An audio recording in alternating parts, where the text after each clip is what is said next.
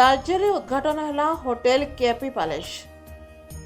आज Talcher Handidhua rail station निकट में नूतन भाव में निर्माण होता होटेल केपी पैलेस शुभ उद्घाटन हो जाएगी। यह अवसर में होटेल मुख्य परिचालना अधिकारी एन तिरुपति राव प्रभु श्री जगन्नाथ और मां हिंगुड़ा प्रदीप प्रज्वलन कर होटेल शुभ उद्घाटन करते।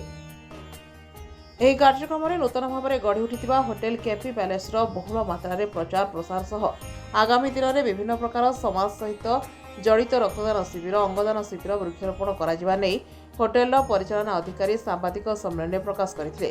ଆଉ ଆମର ଏମଡି ସାରଙ୍କର ହେଉଛନ୍ତି ସତ୍ୟବାନ ସାହୁ, ଯିଏକି ଆମର ଉଦ୍ଘାଟନ ଅବସରରେ ସେ ଆଜି ଆସି ଆମର ଉଦ୍ଘାଟନ ଅବସରରେ ସାମିଲ ହୋଇଛନ୍ତି।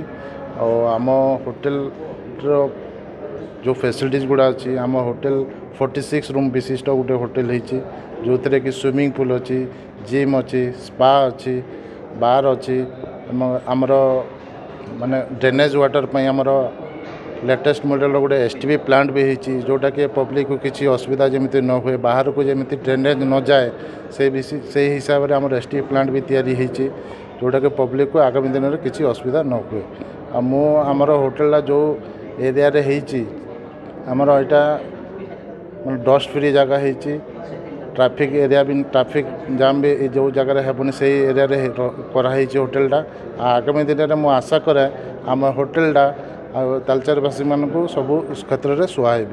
सोशल एक्टिविटी मु सीएसआर एक्टिविटी आगामी दिन में आज तो उद्घाटन होती आगामी दिन में आपण मान भाई मीडिया भाई सामाजिक भाई मान तरफ माने सहयोग रे मो आय डोनेशन कैंप करवा प्लान करी प्लस ब्लड डोनेशन कैंप आम होटेल करने को मु चाहूँगी। तो से आपण मानकर सहयोग भी मते दरकार। Talcher Shivprasad Behera report IOIA news.